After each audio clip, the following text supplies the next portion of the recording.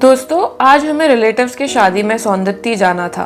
उसी बहाने हमें सौंदत्ती को नज़दीक से जानने पहचानने का मौका मिला, इसलिए हम आज सुबह 5:30 बजे ही सौंदत्ती के लिए चल पड़े। आजकल सब जगह स्पीड लिमिट रखा है, तो रोड पे बहुत से लोग गाड़ियां धीरे चलाते दिखाई दिए। उनको जरूर घर पे फाइन आया ही होगा। हम भी उनमें से एक थे, क्योंकि हमें भी 2 बार स्पीड लिमिट का फाइन पे करना पड़ा। ये अच्छी बात है, लेकिन बीच बीच में हाईवे पे कभी कभार 80 का 90 स्पीड होता ही है, तो इसके लिए फाइन करना गलत है। कहीं कहीं तो 50-60 का लिमिट है, तो ऐसा लगता है जो पहले रोड थे वही अच्छे थे। अभी गाड़ियां अच्छी है, रोड अच्छे हुए हैं, सिर्फ ड्राइविंग करने वालों के बुरे दिन हैं।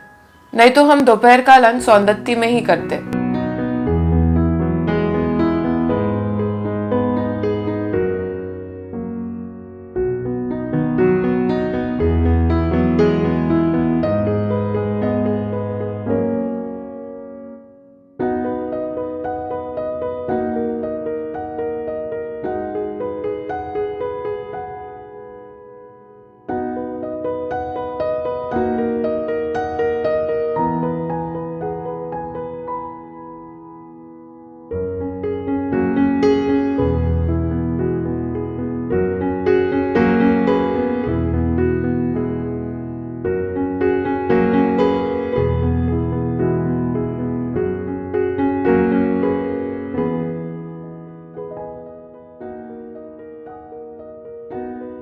पाँच 550 किलोमीटर का सफर करके हम 4 बजे सौंदत्ती पहुंचे। 15 से 18 सालों के बाद हम मिल रहे थे, तो सबके चेहरों पे एक अलग ही प्यार, अपनापन महसूस हुआ।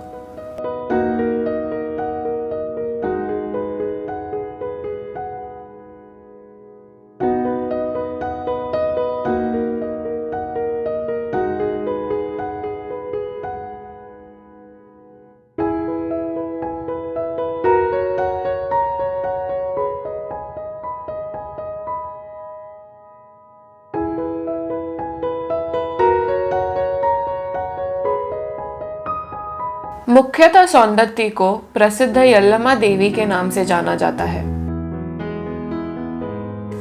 रेणुका देवी मंदिर जाने से पहले आपको यहाँ जोगन बावी करके एक स्थान है, वहाँ के कुंड में स्नान करके पवित्र होके पहाड़ स्थित रेणुका मंदिर में दर्शन के लिए जाना होता है।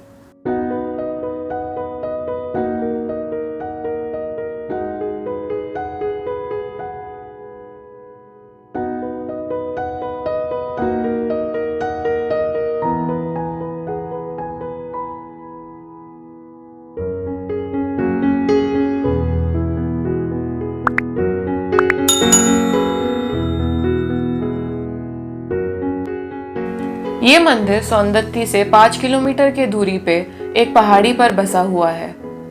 ये शहर पहले केवड़ों के खेती के लिए जाना जाता था और उन फूलों की खुशबू पूरे शहर में फैल जाती थी। इस वजह से इस शहर का नाम सौंदत्ती यानी सुगंधी शहर नाम से प्रचलित हुआ।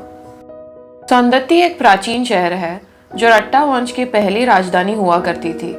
इस मंदिर का निर्माण 1514 में बोम्मप्पा नायक के द्वारा किया गया है। मार्गशीर्ष महीने में यहाँ यल्लम्मा देवी का उत्सव होता है। इस मेले में 10 लाख से ऊपर लोग शामिल होते हैं। इस दौरान मेले में देवदासी प्रथा के लिए लड़कियों को समर्पित करने के लिए जाना जाता है। मुख्यतः इन लड़कियों को मंदिर के देवताओं के लिए गीत और नृत्य के कलाओं का पालन करने के लिए अपना जीवन अर्पण करना पड़ता था। बाद में इन लड़कियों को स्थानीय अमीरों के लिए उपपत्नी का जीवन व्यतीत करना पड़ा। अभी इस प्रथा को कानूनी प्रतिबंधित किया है। पौराणिक कथा में यल्लम्मा देवी का इतिहास पता चलता है। उसके अनुसार भगवान परशुराम भगवान विष्णु के अवतार थे। उनके पिता का नाम जमदग्नि और माता का नाम रेणुका था। परशुराम के 4 बड़े भाई थे, लेकिन गुणों में ये सबसे बड़े थे। एक दिन गंधर्वराज चित्ररथ को अप्सराओं के साथ विहार करते देख गंगा तट पर पानी लेने गई रेणुका अचंभित हो गई और कुछ देर तक वहीं रुक गई।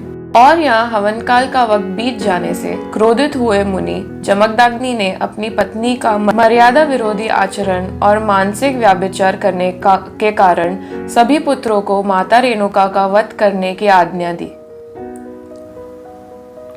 लेकिन किसी ने ऐसे नहीं किया। तब मुनि ने उन्हें श्राप दिया और उनकी विचार करने की शक्ति नष्ट हो गई। फिर जमदग्नि ऋषि ने भगवान परशुराम को आदेश दिया कि जंगल में जाके रेणुका का वध करो। भगवान परशुराम पिता की आज्ञा टाल नहीं सकते थे। परशुराम जब माता का वध करने के लिए उन्हें जंगल में लेकर गए, उसी समय एक शूद्र जाति की यल्लमा नाम की स्त्री माता की बुरी स्थिति देखकर परशुराम जी से उन्हें क्षमा करने की याचना की। वहां स्त्री माता की रक्षा करने के लिए उनसे लिपट गई। भगवान परशुराम ने इस स्त्री को माता रेणुका से अलग करने का भरपूर प्रयास किया, लेकिन वो उसमें सफल नहीं हो पाए। फिर अपने पिता की आज्ञा का पालन करते हुए उन्होंने फरसे के तीव्र वार से अपने माता के मस्तक को धड़ से अलग कर दिया। इसके साथ ही माता से लिपटी स्त्री का सर भी कट गया। पिता की आज्ञा का पालन करने के बाद भगवान परशुराम अपने पिता के पास पहुंचे। प्रसन्न हुए पिता ने परशुराम जी को वर मांगने के लिए कहा। उन्होंने 6 वर मांगे। पहला, माता को जीवदान। दूसरा, उनके भाइयों की स्मरण शक्ति वापस आए। तीसरा, किसी को भी इस घटना का स्मरण ना रहे। चौथा, उनके मातृवत के पाप से उन्हें मुक्त किया जाए। पांचवा, कोई भी उन्हें हरा ना सके। और छठा, वो अमर रहे। पिता से वरदान पाकर परशुराम वेग के गति से अपने मृत माता को जीवित करने वन में पहुंचे। यही भगवान परशुराम से भूल हो गई। माता को जीवित करने के जल्दबाजी और प्रसन्नता में परशुराम ने माता रेणुका के शरीर में यल्लमा का मस्तक लगा दिया। जिस शरीर पर माता रेणुका का मस्तक लगाया उसे मरियामा, और माता रेणुका के शरीर पर यल्लमा का मस्तक लगाया उसे कालांतर में यल्लमा के रूप में पूजा गया।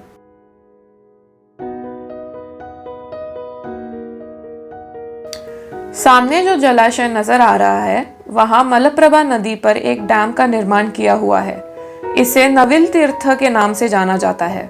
कन्नड़ में नविलु का अर्थ मोर होता है। शायद यहाँ पहले मोरों का विहार होता होगा, इसलिए इसका नाम नविल तीर्थ रखा होगा। ये कर्नाटका का सबसे छोटा डैम है। इसका निर्माण 1974 में हुआ था।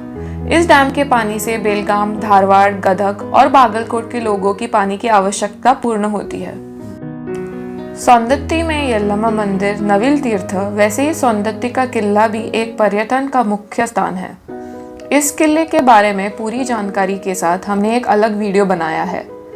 उसे आप YouTube पे step out to Saundatti fort search करके पूरा वीडियो देख सकते हो, और उस वीडियो का लिंक आपको डिस्क्रिप्शन में भी मिल जाएगा।